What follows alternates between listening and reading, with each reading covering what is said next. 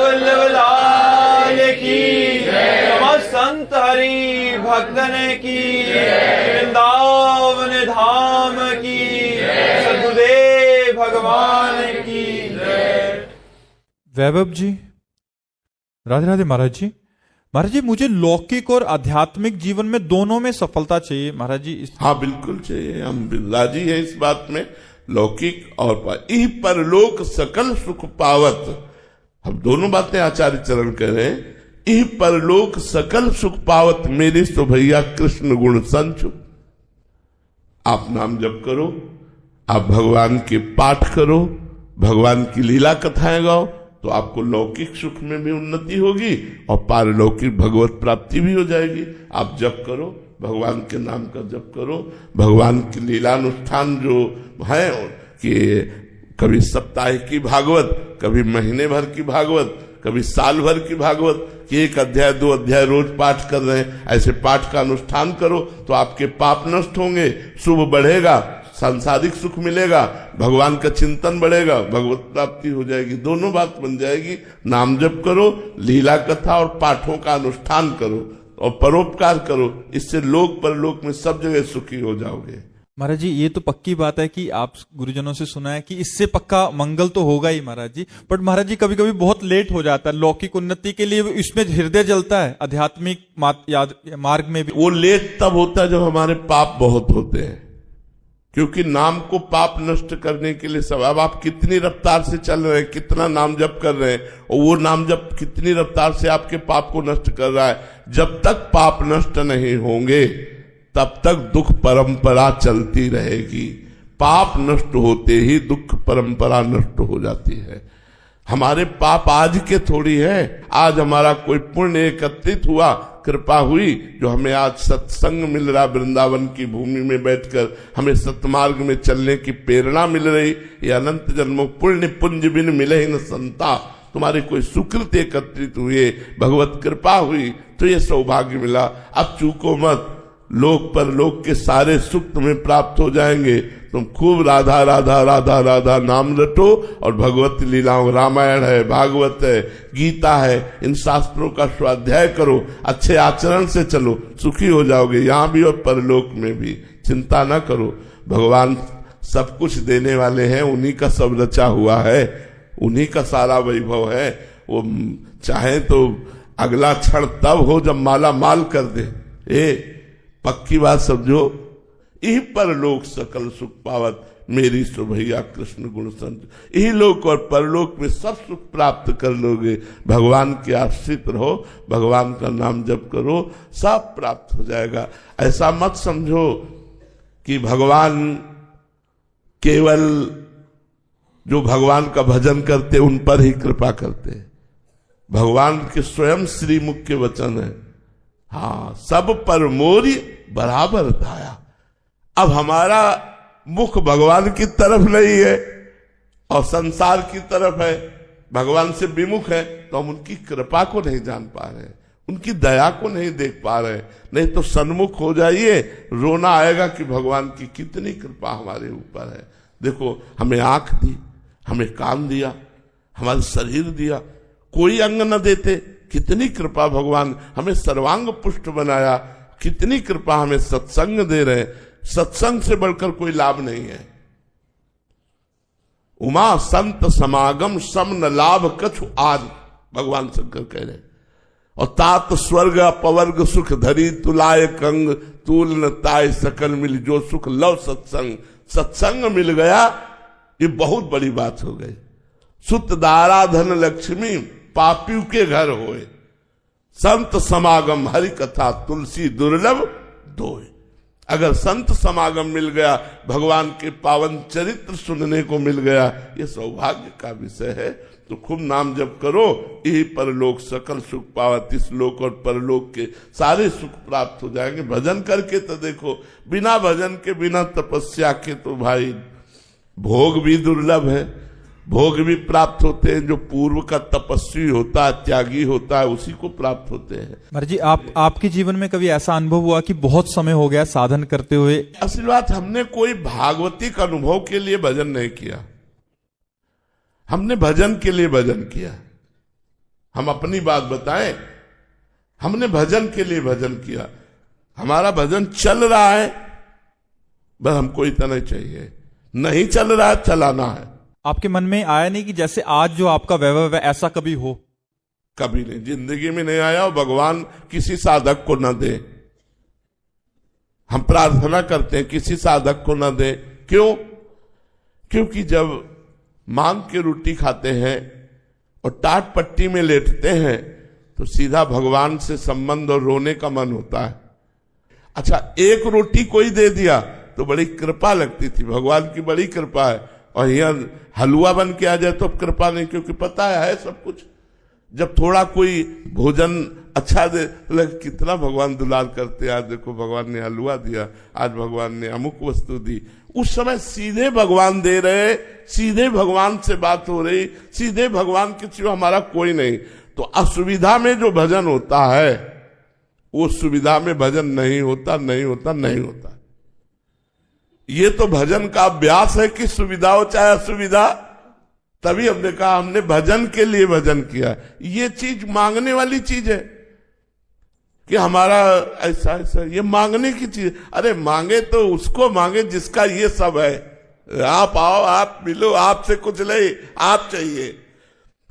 बुद्धिमान आदमी वही है जो सोना ना मांग के पारसमणि मांगे, क्योंकि सोना तो बनाई हुई वस्तु है। पारसमणि मिल गई तो जितना सोना चाहो उतना बना लो, लोहे को सोना बना लो। तो सृष्टि की वस्तु मांगे या सृष्टि के रचयिता को सीधे मांगे? आप आओ मालिक, आप हमारे साथ हो तो सब हमारे साथ है। जा पर कृपा राम की हुई, ता पर कृपा करे सब कोई। भगवान हमारे पास है तो सारा वैभव हमारे पास है। इसलिए सुख के लिए, शांति के लिए, आनंद के लिए भगवान के चरणों का आश्रय लेकर खूब नाम जप करो। गलत आचरणों से बचो। शराब, मांस, पराई स्त्री के साथ गंदा आचरण, दूसरे के धन को हड़पना, इन बातों को छोड़ो। आपका परम मंगल होगा। देख लेना, आपका हृदय शीतल बना रहेगा, आप प्रसन्न रहोगे, आप आनंदित रहोगे। मोनिका जी फरीदाबाद से। राधे राधे महाराज जी। महाराज जी, गलती और पाप में क्या अंतर है और इसका प्रायश्चित कैसे करें? जैसे अचानक कोई घटना घट जाती है, हमारा कोई संकल्प नहीं था, हमारी कोई चाहत नहीं थी, तो हमसे गलती हो गई। लेकिन संकल्प करके पाप करना, चाहत करके पाप करना, गलत आचरण करना, वो पाप कहलाता है। जैसे हम किसी की चोरी करना है, किसी की बहन बेटी की तरफ गंदी बात, या किसी पर पुरुष की तरफ गंदी बात, या जो हम पहले संकल्प करते हैं, मनन करते हैं और फिर वो क्रिया करते हैं, गलत, वो पाप हो गए। अचानक हमसे गलती हो गई, वो गलती है। अचानक हो गई, हमारा कोई संकल्प नहीं था, हमारी कोई चेष्टा नहीं था, आपको टक्कर लग गई, आपको कुछ, वो गलती है। लेकिन जो सोच कर किया जाता है वो पाप है। गलती और पाप दोनों का प्रायश्चित है कि पहली बात दोबारा हम नहीं करेंगे, और फिर भगवान का नाम जप करें, भगवान का नाम कीर्तन करें। तो नाम संकीर्तनम यस्य सर्व पाप प्रणाशनम, सब प्रकार के पापों का नाश भगवान के नाम कीर्तन से, भगवान के नाम जप से हो जाता है। तो खूब नाम कीर्तन करो, नाम जप करो, और आगे से गलती ना हो ऐसा नियम लो, आगे से पाप ना हो ऐसा नियम लो। नागेश्वर सोनी जी। राधे राधे महाराज जी। महाराज जी, जब तक श्री जी का प्रत्यक्ष साक्षात्कार नहीं होता तब तक जीव की चेतना इंद्रिय और बुद्धि के स्तर पर ही भटकती रहती है। ऐसी अवस्था में बिना प्रत्यक्ष अनुभव के श्री जी के नित्य अस्तित्व में अटल श्रद्धा, निश्चल विश्वास और दृढ़ भाव संतों का संग, संतों का संग, गुरु का गाइड, गुरु का गाइडेंस और संतों का संग, शास्त्रों का स्वाध्याय और भगवान का भजन, ये चार बातें हमें परिपक्व रखती हैं उस अव्यक्त, क्योंकि वो व्यक्त तो है नहीं, हमने देखा नहीं। ये चार बातें हमको उत्साहित करके, परिपक्व करके हमें सत्मार्ग में ले जाती है। सत्संग विवेक को पुष्ट करता है, शास्त्र स्वाध्याय ज्ञान को बढ़ाता है, भजन हृदय को पवित्र करता है। और जब हम भजन करते हैं, शास्त्र स्वाध्याय करते हैं, सत्संग करते हैं, तो हमारा दृढ़ विश्वास होता चला जाता है परमात्मा अवश्य मिलेंगे, परमात्मा है, प्रभु अवश्य मिलेंगे, श्री जी अवश्य मिलेंगी। और जैसे जैसे हमारे पाप नष्ट होते जाते हैं वैसे वैसे हमें आनंद की अनुभूति हो जाती है। आनंद की जैसी अनुभूतियां होती वैसे मन नाच पड़ता है और भगवान की तरफ दौड़ पड़ता है। जब तक पाप रहते हैं तब तक समस्या रहती है, क्योंकि मलिन मन भोगों की तरफ चाह रहा है और भगवान को देखा नहीं। और पाप हमारे हैं इसलिए भजन करने पर आनंद मिलेगा नहीं, जब तक पाप नष्ट नहीं हो जाएंगे। तो पाप नष्ट होते ही आनंद मिले, और जब तक आनंद नहीं मिलता तो मन भोगों की तरफ भागता है और उसको सहन करना बड़ा कठिन होता है। मन हमारा कोई भोगने के लिए ठान ले, फिर देखो हृदय में कैसी जलन पैदा करता है, वो व्यथा पैदा करता है। उसी व्यथा को जो सह जाता है वही परमार्थ का पथिक परम पद का अधिकारी हो जाता है, और जो टूट जाता है वो विषयी पुरुष हो जाता है। यम ही न व्यथ्यन्ते पुरुषम पुरुषर्षभ सम दुखा सुखाधीरम स्व अमृतत्वाय कल्पते। जो इस व्यथा से व्यथित होकर टूटता नहीं है, सुख दुख में समान भाव रखता है, वही परम पद का अधिकारी होता है। बात समझ में आ रही है? मेहुल सारस्वत जी, राधा वल्लभ श्री राधे राधे महाराज जी। महाराज जी कहते हैं कि आर्त भाव से भगवान को पुकारें तो भगवान प्रकट हो जाते हैं। महाराज जी, ये प्रकट होना क्या होता है? जैसे हम आपको देख रहे हैं, साक्षात दर्शन। हाँ, जैसे हम आपको देख रहे हैं ऐसे भगवान प्रकट हो जाएंगे। पर दो बातें साथ में होनी चाहिए, एक प्रेम और एक दैन्य, वही आर्त भाव। हित माने प्रेम। एक बार जिन नाम ली हित सो होए अति दीन, ताको संग न छाड़ही ध्रुव अपनो कर लीन। एक बार जो प्रेम से और आर्त भाव से दैन्य से भगवान को पुकारे तो एक बार में भगवत साक्षात्कार हो जाए। पर उसी एक बार के लिए हम बार बार प्रयास करते हैं, बार बार जो नाम जप करते हैं कि कभी रोते हुए आर्त भाव से हम भगवान को पुकारे, हा राधा, हा किशोरी, हा कृष्ण, हा राम। वो पुकार भगवान तक पहुंचती। भाव बिन सुनी पुकारे मैं कभी सुनता नहीं, और भाव पूरित टेर ही करती मुझे लाचार है। भाव बिन सुनी पुकारे मैं कभी सुनता नहीं। भाव अगर नहीं है तो भगवान हृदय में बैठे सुन नहीं रहे, और भाव है तो वो सुन रहे हैं। तो उसी भाव की प्राप्ति के लिए पहले अनर्थों की निवृत्ति हो तब तो भाव आवे। अनर्थों की निवृत्ति हो तो पहले खूब डट के भजन करना चाहिए। भजन करने से सब ठीक हो जाता है। खूब नाम जप करो, खूब नाम कीर्तन करो, भगवान की कथा सुनो, संतों का संग करो, आनंद आ जाएगा। बढ़ो इस मार्ग में तो बढ़ो। चलते फिरते उठते बैठते कर्म करते हुए भगवान का नाम जप करो। जो भी कार्य करते हो उसमें भगवान का नाम जप करो, और कार्य को कृष्णार्पणमस्तु कर दो। भगवान की कथा, लीला कथा सुनो, भगवान के भक्तों का संग करो, भगवान की प्राप्ति सहज में हो जाएगी। दीपक जी जबलपुर से, श्री हरिवंश। राधे राधे महाराज जी, दंडवत प्रणाम। महाराज जी, भगवत गीता में बताए गए आत्मज्ञान को एक सामान्य ग्रस्त अपने दैनिक जीवन में सारे कार्य करते हुए अनुभव में कैसे ला सकता है? क्यों नहीं ला सकता है? क्या भगवान का चिंतन नहीं किया जा सकता कार्य करते हुए? भगवान की बातें नहीं सुनी जा सकती? मोबाइल चला लीजिए और काम करते जाइए, भगवान की बातें सुनते जाइए। सत्संग है, गोपाल शास्त्र नाम है, भागवत है, जगह जगह भगवान की कथाएं, भगवान की चर्चाएं, भगवान के नाम कीर्तन आदि को सुनिए। काम करते हुए नाम जप कीजिए, भगवान की कथाएं सुनते रहिए, भगवान का चिंतन करते रहिए। तो भगवान कहते हैं अनन्यस चिंतयन्तो माम, मेरा अनन्य चिंतन करो मैं प्राप्त हो जाऊंगा। तो भगवान की कभी नाम जप कर रहे हैं, कभी कथा सुन रहे हैं, कभी नाम कीर्तन कर रहे हैं, कभी कर्म समर्पण कर रहे हैं, कभी भगवान के भक्तों की बातें सुन रहे हैं, भक्तों के चरित्र सुन रहे हैं। तो हमारा चित्त भगवान से जुड़ा रहे, खास बात है भगवान से जुड़ा रहे। इन किन प्रकारेण जब चित्त भगवान से जुड़ा रहता है तो पवित्र हो जाता है, निर्मल हो जाता है। वही चित्त है, वही मन है। तो निर्मल मन जन सो मोहि पावा। भगवान ने कहा जब निर्मल मन हो जाएगा तो मेरी प्राप्ति हो जाएगी। मोहि कपट छल छिद्र न भावा, ये सारे दोष नष्ट हो जाते हैं भजन करने से। नाम जब से प्रेम हो जाएगा। अरे नाम जप में प्रेम हो जाए तो भगवान बिक जाए। सुमिर पवन सुत पावन नामू, अपने बस करी राखे रामू। सब कुछ नाम जप में है। नाम जप में सब है, प्रेम है, ज्ञान है, पवित्रता है, भगवान है, सब कुछ है उसी में। बस जप करके तो देखो, पहले नाम जप पाप नष्ट करेगा, फिर आगे आनंद मिलेगा। तो नाम जप करते हुए ये चिंता न करे कि हमें कोई लाभ नहीं दिखाई दे रहा, हमें कोई उसका परिणाम नहीं दिखाई, नहीं, काम हो रहा है, वो काम हो रहा है, प्रोसेस चालू है। धीरे धीरे धीरे धीरे आत्मोन्नति आपको खुद अनुभव में आने लगेगी। नाम जप करते रहो।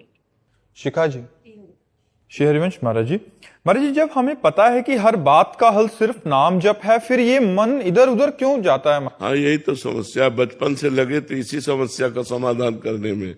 अब भी वही चाह है कि मैं निरंतर नाम जप पाऊं, कोशिश अब भी वही चल रही है। बचपन से लेकर 13 वर्ष की अवस्था से लेके आज 55-56 वर्ष की आयु जो हो रही है, तो हमारा प्रयास यही रहा है कि मैं निरंतर नाम जप कर रहा हूं। वो अब भी प्रयासरत है। महाराज जी, काफी सन्ने तो ऐसे आते हैं कि उनका 24 घंटे कह रहे हैं, हमारा 24 घंटे चलता है। अब भाई प्रणाम है ऐसे सिद्ध का तो 24 घंटे मतलब अब कैसे तुम्हें बताया, पूरा जीवन हो गया और फिर भी एक अतृप्ति है। रोज का रोज घाटा नजर आता है, मुनाफा नजर नहीं आता है। रोज का रोज घाटा, तब रोना आता है कि यार क्या कर सकते हैं हम क्या कर सकते हैं। तब भगवान से रोना आता है कि आप हमें भजन दे दो। भजन ऐसा है कि जितना करोगे उसकी भूख बढ़ती जाएगी, जितना करोगे उतना कम नजर आएगा। भजन 24 घंटा होने पर भी 1 सेकंड के लिए विस्मरण हो जाए तो असहनीय हो जाएगा कि यार मतलब कहाँ हमारा भजन है, हम तो चूक हो गई, 1 सेकंड छूट गया। महाराज जी, आप तो पूरा दिन करते हैं और फिर भी छुपा रहे हैं, और हम मतलब नहीं अरे वो अभी सही भजन नहीं हो रहा। जब भजन सही होगा तो यही बात आ जाएगी आपके अंदर की, जिसे भजन कहते हो, जब होने लगेगा ना तो हाय हाय मच जाएगा, हृदय में आनंद की बाढ़ आ जाएगी। महाराज जी, तो वही धन जैसी बात होगी, जिसके पास बहुत होता है वो छुपाता है, और जिसका नहीं है वो नोट भी दिखाते हुए चल। भजन का प्रभाव यही है, अहंकार का नाश करना। तो अनुभव में नहीं आया पता, अहंकार में अनुभव आता है। क्या जब ने 21 माला किया, आज 11 माला किया, आज 51 माला किया, जब अहंकार ही नहीं है और दिन भर भजन हो रहा है तो एक अतृप्ति रहती भजन में। भजन में संतोष नहीं होता, असंतोष रहता है कि यार मतलब घाटे नजर आता है, मुनाफा नजर नहीं आता। इसमें ये नहीं आता है आहा आज बहुत बढ़िया भजन हो गया, ऐसा नहीं होता। वो जितना भजन करो व्याकुलता बढ़ती जाती, भजन की और भजन और भजन और भजन। जैसे लोभी आदमी को जितना धन मिलता जाए ना, उसमें संतुष्ट नहीं होता, वो और मिल जाए और मिल जाए, ऐसे ही भजन में होता है। महाराज जी, कुछ भी टीवी देख रहे हैं, फोन देख रहे हैं, तब भी आप नाम जप करते रहे। वो महाराज जी कह रहे हैं कि घर गृहस्थी में फिर टीवी भी देखना पड़ता है, मोबाइल, तब अगर अंदर अंदर नाम चल रहा है अब हमें तो ये समझ में नहीं आता कि टीवी देखते हुए नाम जप होता कैसे, क्योंकि हमने कभी किया नहीं है, कभी किया नहीं। हमें तो नाम देखते हुए नाम जप करने का अभ्यास है कि अगर हम राधा कह रहे हैं तो हमारे सामने राधा लिखा है। अगर अब हम टीवी देख रहे हैं तो ऐसे कैसे जप पाएंगे? ऐसा लगता है एकदम शांत वातावरण हो और जो मैं सुमिरन कर रहा हूं उसको मैं देख रहा हूं, पूरा का पूरा मंत्र देख देख कर, एक बार में पूरा मंत्र देख, फिर उसका सुमिरन स्वाद लेते हुए उसे उसी में डूब करके ऐसे जपो, तब अतृप्ति होती है। तब अतृप्ति होती, तृप्ति नहीं होती। तृप्ति कब होती है? जब आप टीवी देखते हुए करोगे।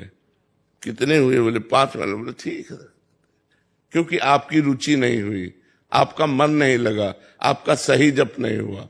सही जप होगा तो अतृप्ति होने लगेगी, माला छोड़ने का मन नहीं करेगा, कोई आएगा बात करने का मन नहीं करेगा। हमारा एक भी दोस्त नहीं है, एक भी पूरी सृष्टि में दोस्त नहीं है, तो दुश्मन का तो सवाल ही नहीं उठता। गुरुदेव आपके तो भगवान दोस्त है। हाँ, बस उन्हीं से दोस्ती की है और किसी से दोस्ती नहीं की। सबसे मुस्कुराना, सबसे मिलना, सबसे, और किसी से अपनापन नहीं, किसी से ये नहीं कि उसको मिलना चाहिए, ऐसा कोई नहीं है। उसको मिलना चाहिए, बस वो है। और उससे ये प्रश्न नहीं कि आप मिलो, आपकी मौज, आपकी मौज, आप हमारे अधीन थोड़ी हो, आपका मन हो तो मिलो, आपका मन हो तो ना मिलो, लेकिन आपके लिए मैं तड़पूं, आपके लिए मैं रोऊं, आपके लिए ही जीऊं, इतना तो कर दीजिए। आप मिलो ना मिलो, पर आपके लिए मेरा जीवन हो, आपके लिए मैं तड़पूं, रोऊं, आपके लिए व्याकुल हूं, ऐसी कृपा कर दीजिए। तो भगवान से यही प्रार्थना रहती कि मैं ये दावा पेश नहीं कर सकता कि आप मेरे सामने प्रकट हो, मैं इस काबिल हूं, लेकिन इतना तो दे दीजिए कि मैं आपके लिए रोऊं, आपके लिए तड़पूं, आपके लिए व्याकुल हूं, आपको पुकारूं, आपके बिना जिया न जाए, इतना तो आप दे दीजिए। भगवान से अपने लोग ऐसी प्रार्थना करते हैं कि हमारी तो सामर्थ्य नहीं कि मैं कह सकूं कि आप मेरे सामने आइए, मैं इतना योग्य हूं कि नहीं हो तो आप जानते हैं, जब मन आवे तब आ जाना। लेकिन आपका नाम जब चलता रहे, आपकी लीला कथा में रुचि हो, आपके भक्तों का संग हो, आपके लिए तड़पन हो, आप ऐसी तो कृपा करते रहिए। संजीव कुमार जी। राधे राधे महाराज जी, आपके चरणों में दंडवत प्रणाम। गुरुदेव भगवान, जैसे कि श्री हित 84 जी के प्रथम पद के द्वितीय लाइन में लिखा है कि भावे मोहि जोई सोई सोई करे प्यारे। महाराज जी, अगर किसी साधक के साथ ऐसा होता है तो क्या भगवत प्राप्ति में रुकावट बन सकता है? हाँ, बन सकती है। चाहतों की पूर्ति होने से चाहतें बढ़ती हैं और हमारा भजन क्षीण होता है। इसलिए मैं जो चाहूं कभी पूर्ण ना हो, आप जो चाहो वो पूर्ण हो। जोई जोई प्यारो करे सोई मोहि भावे, ये बात होनी चाहिए कि आप जो चाहो वो पूर्ण हो, मैं जो चाहूं कभी पूर्ण ना हो। मेरी चाहत नष्ट हो जाए, आपकी चाह पूर्ण हो। आप सर्वज्ञ हैं, सर्वशक्तिमान हैं, मेरी चाहतों को कभी पूर्ण न करें, मेरी चाहतों को नष्ट कर दें। हाँ, भजन की चाहत, आपसे मिलने की चाहत, धामवास की चाहत, सत्संग की चाहत, ये हमारे अंदर बनी रहे और इसकी पूर्णता होती रहे। लेकिन भोगों की चाहत हमारी कभी पूर्ण न हो। कभी कभी थोड़ा भजन होता है, थोड़ा, और हमारे मन में आया ये हो जाए, हो गया, ये हो जाए, हो जाए, यार लगता है यार भजन का बड़ा चमत्कार। ये भजन का चमत्कार नहीं है, ये भजन क्षीण हो रहा है। भजन का चमत्कार है सब कष्ट सहते हुए, कोई चाह नहीं, और निरंतर भजन चले, तब भगवत प्राप्ति का योग बनता है।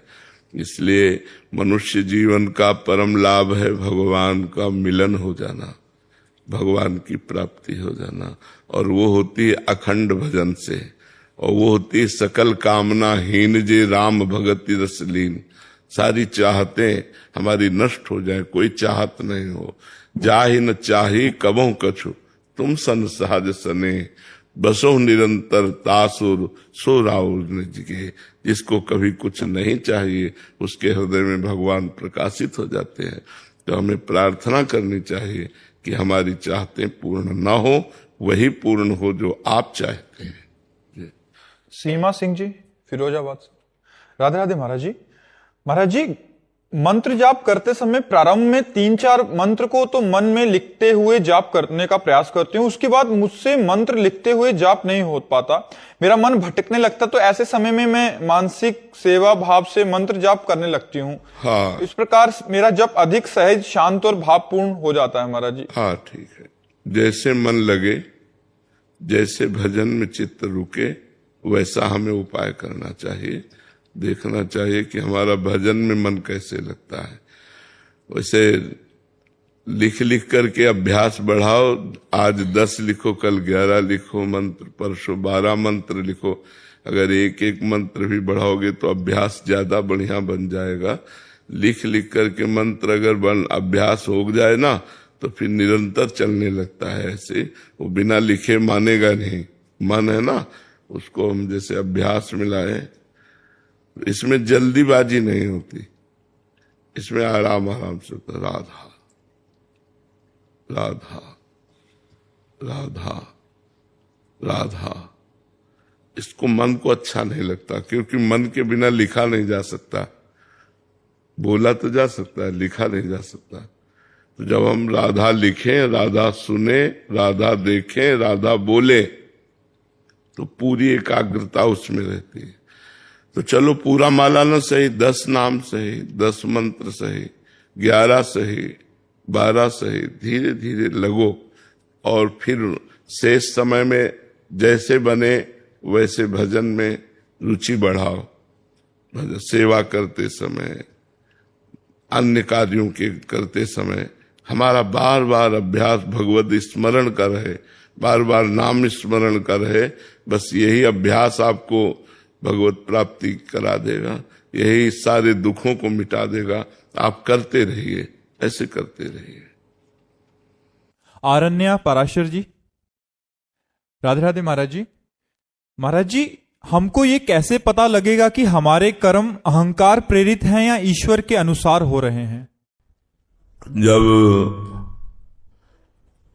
कर्म के प्रारंभ में संकल्प ना बने, अचानक प्रेरणा हुई और हम कर्म कर रहे हैं, तो भगवत प्रेरित है। और जिसमें हम बैठ करके संकल्प बनाते हैं ऐसा किया जाए, ऐसा किया जाए, वो अहंकार से प्रेरित है। मैं ऐसा कर सकता हूं, मैं ऐसा करूंगा, मैंने ऐसा किया, ये अहंकार से प्रेरित है। प्रभु ने ऐसा करा दिया, प्रभु के द्वारा ऐसा करवाया जा रहा है, प्रभु के द्वारा ऐसा करवा दिया जाएगा। जब अंदर प्रभु के द्वारा प्रेरित हो तो वो प्रभुमय भाव आएगा। और जब अहंकार से प्रेरित होगा तो मैंने ऐसा किया, मैं ऐसा कर सकता हूं, मैं ऐसा करूंगा, उसमें मैं आगे रहता है, इसमें प्रभु आगे रहते हैं, उसमें संकल्प आगे रहता है, इसमें प्रेरणा रहती है। तो जिसमें प्रभु के द्वारा कराया जा रहा है वो प्रेरणा होती, संकल्प नहीं बनता। और जो मैं के द्वारा कराया जाता है उसमें संकल्प बनता है, प्रेरणा नहीं होती, वो पहले से संकल्प होता है। तो बात समझ में आ रही ना? जो संकल्प से हो आम से, और जो प्रेरणा से होता है वो भगवान की प्रेरणा से। प्रेरणा हुई और क्रिया हो गई, अपने करता नहीं। ईमानदारी से पूछा जाए कि आपने कर्म किया तो कहेगा नहीं, नहीं हुआ तो आपसे है, भगवान ने प्रेरित किया और भगवान ने करवा दिया, मेरा इसमें कोई संकल्प नहीं, मैंने सोचा भी नहीं था कि ऐसा हो जाएगा, ये भगवान ने करा दिया। ऐसा होता है। प्रतीक जी हरियाणा से। राधे राधे महाराज जी। महाराज जी, आपके श्रीमुख से ये सुनने का सौभाग्य प्राप्त हुआ कि आत्मबल विवेक से जागृत होता है, विवेक सत्संग से जागृत होता है और सत्संग कृपा से प्राप्त होता है। महाराज जी, आत्मबल है क्या?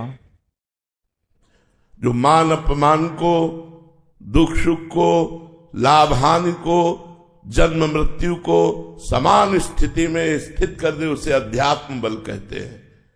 मान में भी वही स्थिति, अपमान में भी वही स्थिति, दुख में भी वही स्थिति, सुख में भी वही स्थिति, जीवन में भी वही स्थिति और मृत्यु में भी वही स्थिति, जो एक रस एक समान स्थिति पैदा कर दे, उसे अध्यात्म बल कहते हैं।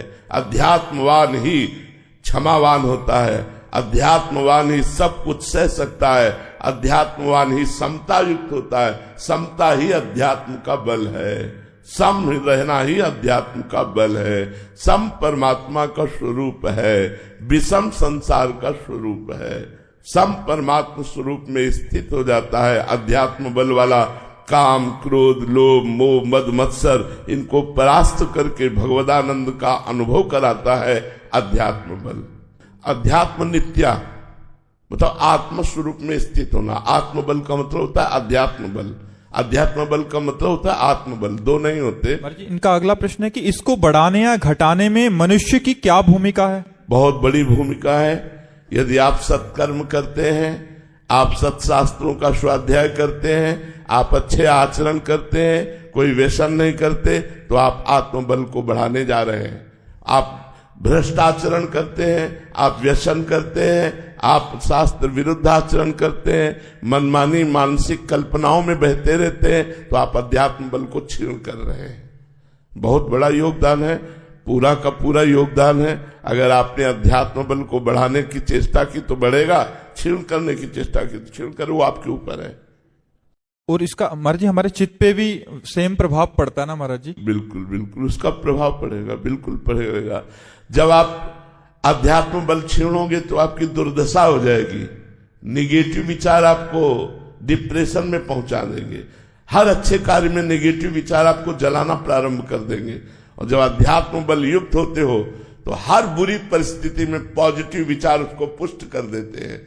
हर दुख में, हर विपत्ति में, हर समस्या में इतने पॉजिटिव विचार होते हैं कि वो दुख ही नहीं रह जाता, वो विपत्ति ही नहीं रह जाती है। उसका तो अनुभव होता है, क्यों नहीं होता है जी। अनासक्ति जी, राधे राधे महाराज जी। महाराज जी, जैसे आप बोलते हैं कि हमको सबको जीवन का उद्देश्य भगवत प्राप्ति मानना चाहिए, तो महाराज जी ऐसा क्या करें कि इसी वर्ष में हमें भगवत प्राप्ति हो जाए? इसी वर्ष में क्या, इसी जन्म में हो जाए तो बहुत कृपा की बात है। देखो, भगवत प्राप्ति एक सेकंड में भी हो सकती है, भगवत प्राप्ति हजारों जन्म में भी नहीं हो सकती। दोनों बातें समझना। भजन करते करते वो एक सेकंड आ जाए, एक बार जिन नाम ली हित सो होए अति दीन, ताको संग न छाणही ध्रुव अपनो कर लीन। एक बार दैन्य होकर प्रेम से आर्त भाव से भगवान को पुकारा, उसी से भगवत प्राप्ति हो जाएगी। और बहुत बहिर्मुख होकर संसार के भोगों में रत तो अनेकों जन्म लग सकते हैं। तो हमें चाहिए कि भगवत प्राप्ति का लक्ष्य बनाकर निरंतर भजन करने में रति करना। भगवान मिले ना मिले, लेकिन उनके लिए तड़पना, उनके लिए रोना, उनके लिए निरंतर सुमिरन करना, जीवन को अर्पित करना। इतना तो दे दे, इतना तो मेरे जीवन में हो कि मैं निरंतर नाम जप करूं, भगवान के लिए रोऊं, भगवान के लिए तड़पूं। अगर इतना आ गया तो ये भगवत प्राप्ति का स्वरूप आ गया। अब भगवान दूर नहीं है, वो निश्चित। जहां भगवान के लिए विकलता होती है वही भगवान प्रकट हो जाते हैं। जहां भगवान का आर्त भाव से पुकार की जाती है वही भगवान प्रकट हो जाते हैं। जहां प्रेम भाव से भगवान का कीर्तन किया जाता है, गुण का, नाम का, लीलाओं का, महिमा का, वही भगवान प्रकट हो जाते हैं। तो हमें निरंतर भजन करने का प्रयास करना चाहिए, इसी से हमें लक्ष्य की पूर्ति होगी। निरंतर भजन का मतलब माला लेकर बैठे रहना नहीं, अपने कर्तव्य का पालन करते हुए भजन करना। मामुनिस्मर युद्ध च, चाहे वो नौकरी हो, चाहे वो किसानी हो, चाहे वो व्यापार हो, कोई भी कार्य हो, हम भगवान का मधुर मधुर स्मरण करते हुए अपने व्यापार, नौकरी, किसानी आदि को करें और उस कर्म को भगवान को अर्पित करें। मनुष्य जीवन परम पद की प्राप्ति के लिए हुआ है, दुखों को मिटाने के लिए हुआ है, कर्म परंपरा को नष्ट करने के लिए हुआ है। बार बार जन्म, बार बार मरण, विपत्ति, दुख, रोग, संकट, ये कब तक सहेंगे? अज्ञान की धारा में बहते बहते न जाने कितना हम कष्ट सहा।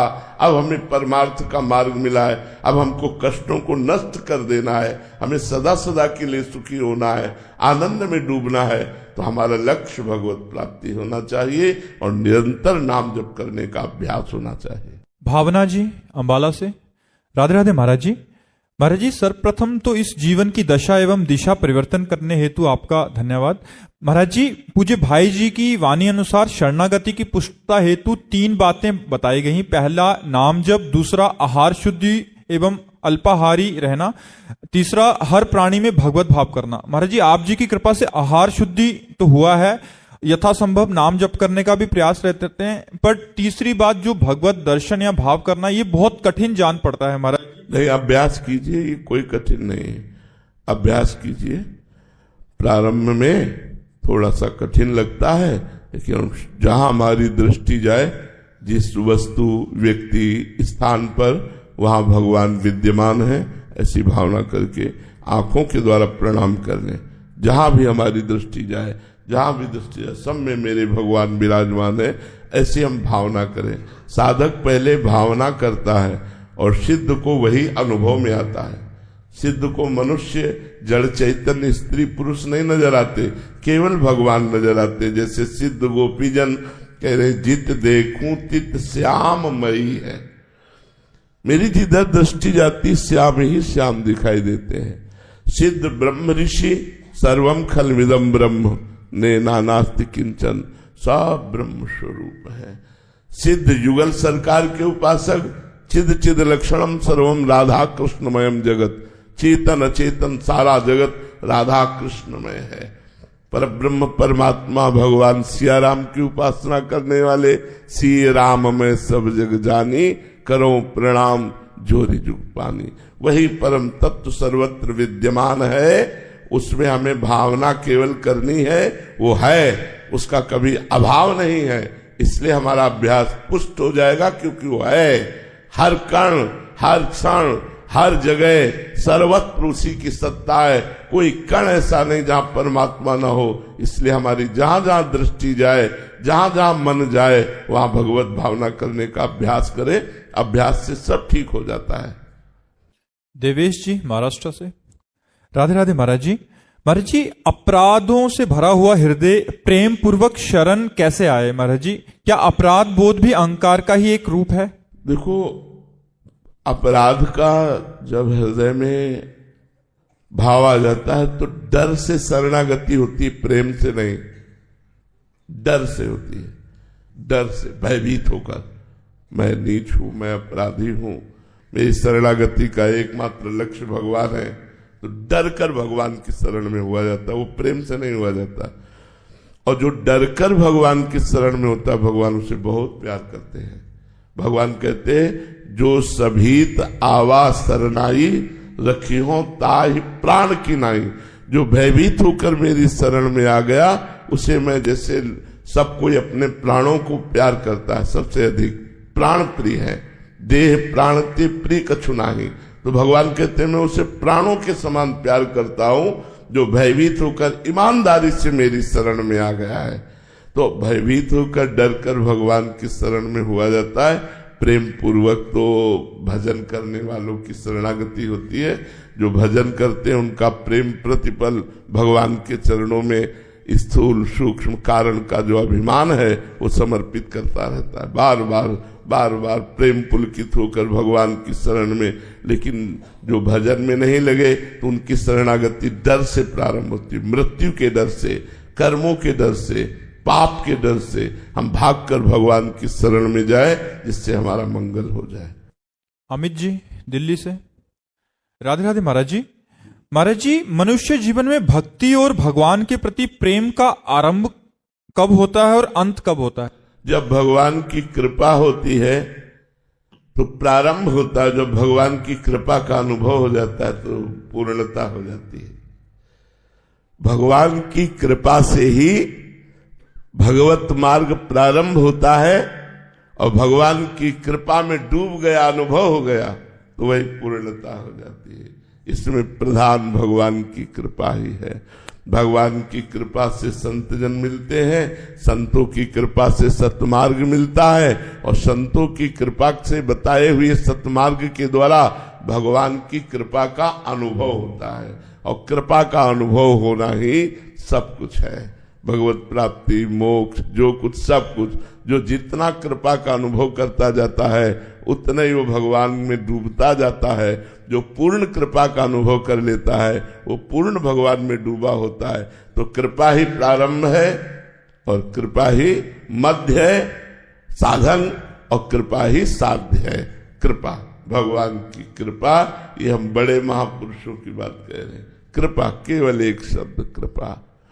जैसे पत्ते को हवा कहां उड़ा के ले जाए, इसमें कृपा ही काम करेगी। वो पत्ता विष्ठा में भी गिर सकता है, वो नाली में भी गिर सकता है, और किसी मंदिर में भी गिर सकता है जाके, किसी पवित्र नदी में भी गिर सकता है जाकर। तो तिनका ज्यों बयारी के बस, वो जहां चाहे अपने रस उड़ा करके उसको डाल सकती। ऐसे ही हम माया से ग्रसित जीव हैं। हमारी बस क्या कि हम परमार्थ में चल सके, परमार्थ को समझ सके, परमार्थ को प्राप्त कर सके। तो इसमें एकमात्र कृपा, कृपा ही प्रारंभ है, कृपा ही मध्य है, और कृपा ही विश्राम है। महाराज जी, एक साधक मिले थे तो वो कह रहे थे कि जैसे आश्रय और कृपा की बात सुनते हैं तो एक प्रमाद सा आ जाता है कि कृपा तो करा ही लेगी, भजन भी करा लेगी। कैसे करा लेगी? हम कृपा की बात करते हैं तो प्रमाद नहीं होगा, जी जान से भजन में रुचि होगी। वो गलत निगेटिव विचार वाला है। जब हम कृपा की बात करते हैं तो हमारा हृदय भगवान की तरफ खींचता है। प्रमाद की तरफ खींचता है या भगवान की तरफ खींचता है? भगवान की तरफ खींचता है, प्रमाद की तरफ नहीं खींचता। आप हमारे शब्दों को ध्यान से सुने। कृपा से संत संग, और संत संग से सतमार्ग, और सतमार्ग में स्थित होकर कृपा में डूब जाना। यही वर्णन किया ना पीछे। एक एक शब्द में अगर आप ध्यान से सुनेंगे तो आपको प्रश्न करने की जरूरत नहीं पड़ेगी, उसी में उत्तर छुपा हुआ है। एक एक शब्द ये भगवत प्रेरित शब्द निकल रहे हैं, हम पढ़े लिखे नहीं हैं। ये भगवत प्रेरित शब्द है, जो आप सुन रहे हैं ये भगवान के द्वारा प्रेरित है। अगर आप इन्हें श्रद्धा और विश्वास करके मान ले तो आपका परम कल्याण हो जाएगा। मेजर संजीत पांडे जी दिल्ली से। राधे राधे महाराज जी। महाराज जी, मन में हमेशा एक युद्ध सा चलता रहता है कि एक मन करता है कि जीवन में बस उतना ही हो जितना है, उतने से संतोष कर लिया जाए और बचा हुआ जीवन परमात्मा को समर्पित कर दूं। दूसरा मन बोलता है कि अगर राधा रानी ने बुद्धि विवेक दिया है तो क्यों ना उसका उपयोग करके अपनी मेहनत से जीवन उच्च पद को प्राप्त करूं। महाराज जी, ऐसे में नहीं, कौन सा उच्च पद, कौन सा उच्च पद? यहाँ जितने उच्च पद है मृत्यु के बाद उनकी क्या लायकात है? आज के टाइम में महाराज जी, जैसे आप देखेंगे रोड लाइन पे कहीं भी जाते हैं, छोटे छोटे बच्चे, बहुत सारे गरीब लोग जो एक्चुअली जरूरतमंद है जी, तो और सबको धन की ही जरूरत है जी, धन से उनकी मदद की जा सकती जी। तो कुछ ऐसा अपने बुद्धि विवेक और परमार्थ अपने मेहनत के दम पे जी, आगे धन अर्जन करके आप धन देकर किसी को सुखी कर सकते हैं? किसी को कितना धन देंगे आप, उतने धन में वो तृप्त हो जाएगा, वो खुश हो जाएगा? कदापि नहीं, क्योंकि धन तृष्णा पैदा करता है और तृष्णा डाइन कभी किसी को चैन नहीं लेने देती। ए भाई, जब तक रिटायर नहीं होते तब तक राष्ट्र की सेवा करो, और जब रिटायर हो जाओ तो भगवान का नाम जप करते हुए जो भी तुम्हारे पास बुद्धि है, विवेक है, तन है, वो समाज सेवा में लगाओ। नए नए लड़कों को व्यसन रहित, व्यभिचार रहित बनाकर उनको भारतीय सेना लायक तैयार करो। ऐसे करो। संसार के दुख को मिटाने के लिए भगवान भी अवतरित हुए और बड़े बड़े संत महात्मा भी आए, लेकिन नहीं मिटा। उन्हीं का मिटा जिन्होंने उनकी बात मान ली। सबका दुख नहीं मिटा सकते, सबको कर्मों का भोग भोगना पड़ेगा। आप मान ले, आपका दुख मिट जाएगा। आपकी सद्भावना को हम नमस्कार करते हैं, लेकिन धन से किसी को तृप्त नहीं किया जा सकता। चंद रुपए देकर हम किसी के दुख नहीं मिटा सकते। अगर दुख मिटाना है तो उसको ज्ञान चाहिए, उसको संतोष चाहिए, उसको विद्या चाहिए। अगर हमको आध्यात्मिक विद्या मिल जाए तो देखो, फटी लंगोटी पहने हुए भी महात्मा बादशाह का बादशाह है। देखो संतों को, कोई उघार है, कोई ऐसे को, बड़ी प्रसन्नता है। धन या भोगों से किसी को सुखी नहीं किया जा सकता। उसको विवेक दे के सुखी किया जा सकता है, उसको ज्ञान दे के सुखी किया जा सकता है, उसको परमात्मा में लगा के सुखी किया जा सकता है। और यहाँ का कोई भी पद टिकाऊ नहीं है। मरने के बाद तुम्हारा शरीर छूट जाएगा तो तुम्हारा पद क्या तुम्हारे साथ जाएगा? परम पद की आकांक्षा करो, भगवत प्राप्ति की आकांक्षा करो। राष्ट्र सेवा करते हुए हम भगवान को प्राप्त हो तो खूब नाम जप करो, पवित्र व्यवहार रखो, और जो तुम्हारे पास बुद्धि है, विवेक है, तन है, धन है, वो दूसरों की सेवा में जहां तक बने लगा दो। लेकिन बिना विवेक के कोई सुखी नहीं हो सकता, धन से तो कोई सुखी हो ही नहीं सकता। ये तो पक्की बात है। 1 लाख दोगे तो 2 लाख की आवश्यकता कड़ी नजर आएगी। पक्का समझ लीजिए, आप कभी उसको पूर्ण नहीं कर सकते। पूर्ण तो संतोष से होगा, संतोष विवेक से होता है, विवेक सत्संग से होता है, सत्संग भगवान की कृपा से सो आपको मिल चुका है। आप सत्संग के द्वारा प्राप्त ज्ञान से अपना कल्याण कीजिए और दूसरों का मंगल कीजिए। जी। नेहा यादव जी गुरुग्राम से। राधे राधे महाराज जी। महाराज जी, हमारी आगे क्या गति होगी? पुनः जन्म होगा या भगवत प्राप्ति होगी? ये हमारे जीवन के केवल अंतिम क्षणों की स्थिति पर ही निर्भर करता है, पूरे जीवन का सार भी नहीं, अंतिम समय पर निर्भर करता है। जैसे पूरा जीवन भरत जी भगवान ऋषभ देव जी के पुत्र हैं, तो पवित्र धर्म में आचरण किए, फिर धर्म में राज्य का पालन करके उसका त्याग किया, राज्य का, और गंडकी नदी के किनारे जाके खूब डट के भजन किया। एक हिरन के बच्चे पर दया गई, उसे पाल लिया, और पूरी आसक्ति हिरन के बच्चे में हो गई, तो मरते समय हिरन का चिंतन हुआ तो अगला जन्म उनका हिरन का हुआ। तो खास बात है अंतिम निर्णय। आपका अंतिम समय क्या स्मरण होता है? अगर अंतिम समय स्मरण भगवान का हुआ तो इसी जन्म में मुक्त हो गए, और अगर संसार का हुआ भजन करते रहे हो तो भजन तुम्हें एक धनी मानी सम्माननीय और लोकप्रिय और भक्त परिवार में जन्म देगा, और फिर भजन करने की प्रेरणा होगी, और फिर भजन होगा, और जब भजन तुम्हारा अंतिम समय भजन ही रहेगा तो आप मोक्ष को प्राप्त हो जाएंगे, आपका कल्याण हो जाएगा। गीता जी लुधियाना से। राधे राधे महाराज जी। महाराज जी, जब श्री कृष्ण भगवान के सोचने मात्र से सारे दुष्टों का संहार हो सकता था तो उन्होंने अवतार ग्रहण करके हमारे लिए अवतार लिया। हम उनको कैसे गाते, हम उनकी लीला कैसे गाते, हम उनको कैसे जानते हो कितने सुंदर हैं, कैसे जानते हो कितने भक्त भयारी हैं। अगर वो माखन चुरा के खाते हैं तो अपने भक्तों के लिए आग भी खा जाते हैं। मुंजा टवी में आग लगी तो सबसे कहा आंख मूंद लो, और आग को पी गए।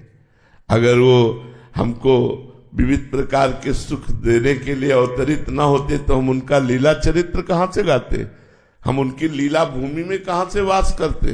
ये वृंदावन उनकी लीला भूमि है। भगवान विनाश के लिए अवतरित नहीं हुए थे, भगवान प्रेमियों के लिए अवतरित हुए थे। प्रेम भगवान का भी भगवान है, जो भगवान को अधीन रखता है वो है प्रेम। प्रेम पाने के लिए और प्रेम बांटने के लिए भगवान का अवतार हुआ था।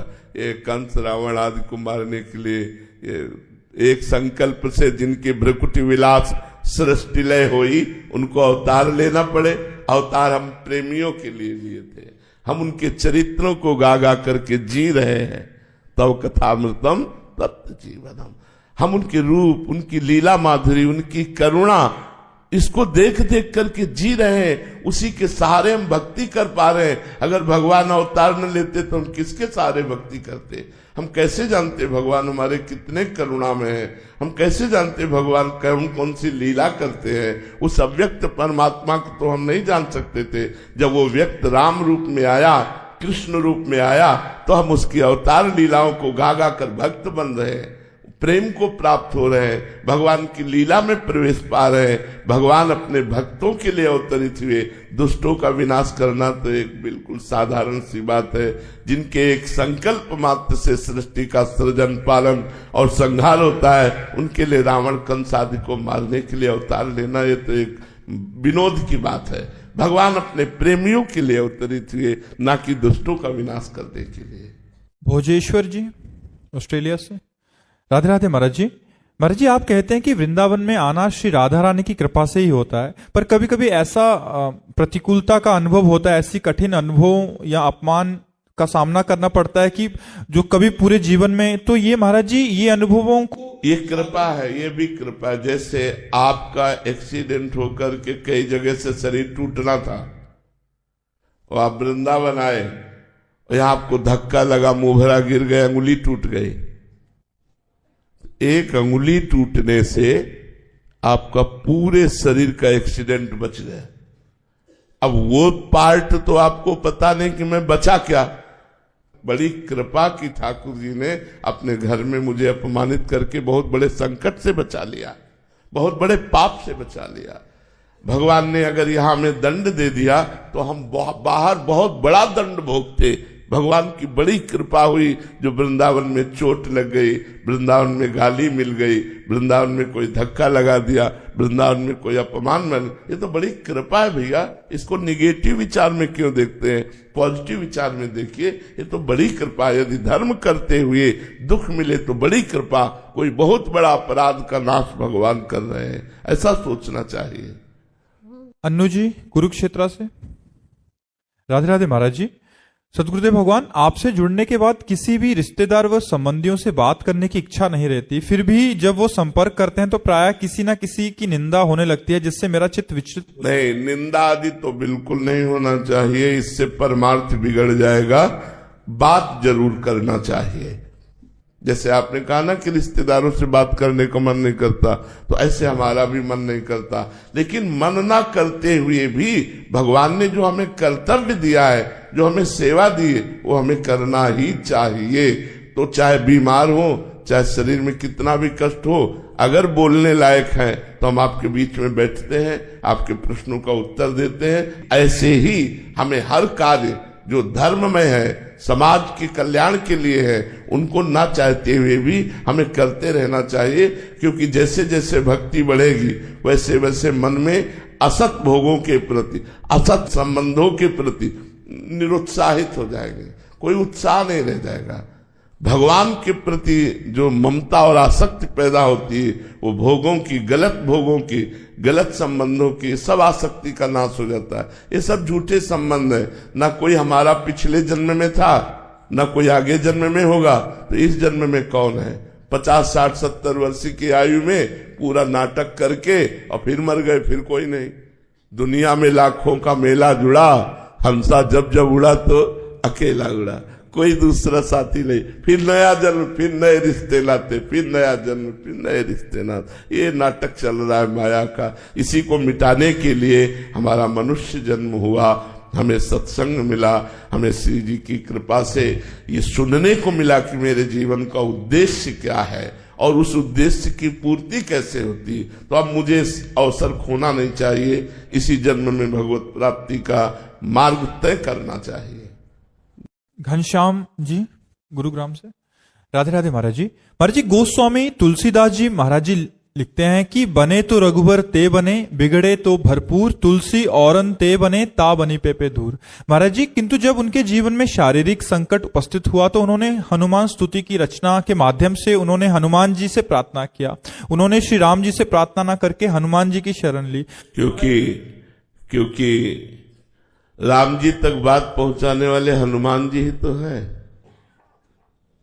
राम जी तक अगर हमारी बात पहुंचा सकते हैं तो हनुमान जी तो पहुंचा सकते हैं। राम दुआरे तुम रखवारे, बिना इनकी आज्ञा के न तुम्हारी बात जा सकती है और न तुम जा सकते हो। अगर भगवान का प्रेम भी चाहिए तो हनुमान जी की कृपा से मिलता है। राम रसायन तुम्हारे पाशा। तो हनुमान जी और राम जी तो अभिन्न है, सेवक और स्वामी अभेद होता है। तस्मित तज्जने भेदाभावात। तो हनुमान जी की उपासना या हनुमान जी की आराधना या हनुमान जी से मांगना मतलब राम जी से मांगना है, उसमें कोई भेद नहीं है। किसका प्रश्न था? उसमें कोई भेद नहीं है। तस्मित जने भेदाभावात। आप हमसे बोलो या इनसे बोलो, बात एक ही होगी, लेकिन हमारी तक बात पहुंचाने के लिए इनको बात बोलनी होगी। ऐसे ही राम जी तक बात पहुंचाने के लिए हनुमान जी की शरण होना पड़ेगा, हनुमान जी को प्रसन्न करना पड़ेगा, तभी राम जी का प्रेम प्राप्त होगा, राम जी की कृपा प्राप्त होगी। तो राम जी सुनते ही हनुमान जी की बात है, तो हनुमान जी से हमने कहा, हनुमान जी ने राम जी से कहा, बात बन गई। तो उसमें अनन्य भाव में कोई अंतर नहीं पड़ा। जैसे हम वृंदावनवासी प्रिया प्रीतम के अनन्य हैं, तो हम यमुना जी की भी वंदना करते हैं, हम खगमृग पशु पंछियों की भी वंदना करते हैं, हम यहाँ के संतों की भी वंदना करते हैं, ब्रजवासियों की वंदना करते हैं। तो ये थोड़ी हुआ कि हमारी अनन्यता में कोई फर्क हुआ। हम अनन्य ही है। हमारी श्री जी की बन के एक खगमृग पशु पंछी है, हमारी श्री जी की सखी यमुना जी है, हमारी श्री जी के घर के ब्रजवासी है, हमारी श्री जी के प्रेम में डूबे हुए रसिक जन है। तो श्री जी से संबंध रखने वाला श्री जी से अभिन्न माना जाता है। उसका आदर करना, अपने इष्ट की अनन्यता में कोई अंतर नहीं है। समझ पाए आप? पूनम जी, राधे राधे महाराज जी। महाराज जी, आपके श्रीमुख से हम ये श्रवण करते हैं कि अपवित्र अवस्था में माला अथवा मंत्र अनुष्ठान नहीं करना चाहिए, तथापि व्यवहार में हम देखते हैं कि अनेक साधक निरंतर प्राय संपूर्ण दिवस माला जप करते रहते हैं। ऐसी स्थिति में वे पवित्रता के नियमों का पालन कैसे करते हैं? अब जैसे हम अपने इस नजदीक से समझ सकते हैं ना, अब बाहर की तो हमें दिनचर्या पता नहीं वो कैसे चलता है, लेकिन जैसे हम लोग लघुशंका जाते हैं तो जल लेके जाते हैं और पूर्ण पवित्रता का निर्वाह करके हाथ पैर धो के आचमन करते हैं, तो हमारा जप चलता रहेगा। शौच गए तो राधा वल्लभ श्री हरिवंश नाम जपने लगे और उतने ही वस्त्र में गए जितने वस्त्र हम धोएंगे।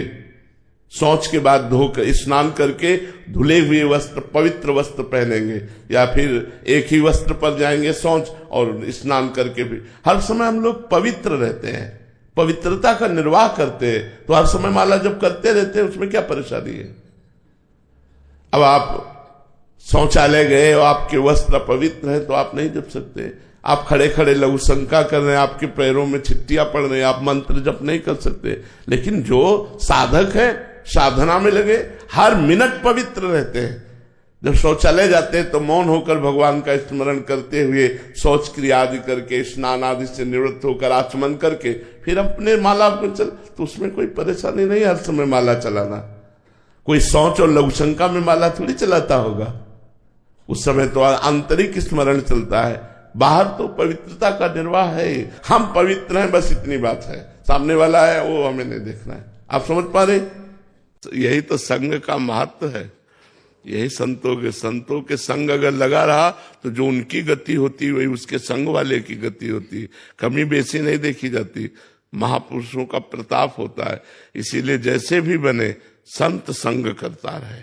अगर संत संग करता रहा तो सब काम बन जाता है, सब मंगल हो जाता है। संतों की बड़ी महिमा है। संतों की चरण रज, संतों का चरणामृत, संतों के दर्शन, संतों का संभाषण, संतों की सेवा भगवान को अधीन कर लेती है, भगवान को अधीन कर लेती है। अजहु सोच विचार के गई भक्तन पद ओट, हरि कृपाल सब पाछली, क्षमी है तेरी खोट। चाहे जितना बड़ा अपराधी हो, संतों की शरण हो जाए तो भगवान उसे संत बना देते। अपिचेत सुदुराचारो भजते माम अनन्य भाग, साधुर्यो समंतव्या सम्यक व्यवसिता ऐसा। तो जो संतों के संग है वो संत ही हो जाते हैं। एक था कि कोई 15 साल पहले मन में भाव आया था कि आपको प्राणों का प्राणों में हवन करना चाहिए। ऐसे हवन करते हैं जो प्राणों का प्राणों में हवन करना चाहिए। तो आज मन में ये बाहर से ही सोच के कि आज महाराज जी से ये थोड़ा प्राणायाम की प्रक्रिया है। जो प्राण अपान व्यान समान उदान पांचों प्राण है। अब हमें लगता है इसको दूसरे रूप में लिया जाए, अष्टांग योग के रूप में ना लेकर के हम प्रत्येक श्वास में यदि अपने इष्ट का नाम जप करते हैं तो श्वासों का आना और श्वासों का जाना और श्वासों का समर्पण होना, श्वासों का समर्पण होना, प्रत्येक श्वास अपने इष्ट को समर्पण करना, इससे बड़ा और कोई योग नहीं हो सकता। तेसाम सतत युक्ता नाम भजताम प्रीति पूर्वकम ददामि बुद्धि योगम तम इन माम उपयांत। जो प्राणों का हवन करने का स्वरूप है वो समाधि तक ले जाता है, बुद्धि योग कराता है। और भगवान इसमें कह रहे तेसाम सतत युक्ता नाम भजताम प्रीति पूर्वकम तो ददामि बुद्धि योगम तम इन माम उपयांत। यदि कोई सतत मेरा भजन करता है तो मैं उसे बुद्धि योग प्रदान कर देता हूं। तो हर श्वास भगवान का नाम न छूटने पावे, इससे बड़ा कोई योग नहीं। दूसरा ये था कि एक भाव हो रहा था 5 साल पहले कि आपको हर चीज का त्याग करना बहुत जरूरी है जी। ये थोड़ा सा हाँ, मूल बात यह है कि भगवान के सिवा हमारी कहीं प्रियता न रह जाए, यहां तक कि इस देह में भी प्रियता न रह जाए। भगवान के सिवा किसी वस्तु, व्यक्ति, स्थान, देह, इसमें प्रियता न रह जाए, प्रियता केवल भगवान में रह जाए। तो हमारा मार्ग ही सर्वस्व त्याग का है। हम भगवान के सिवा किसी को स्वीकार नहीं करते। ये पूरा जीवन भर हमको चलाना है। कहीं स्वीकृति न बन जाए, कहीं कोई अपना न हो जाए, कहीं किसी से हमारा राग न हो जाए, ये हमें जीवन भर ध्यान रखना है।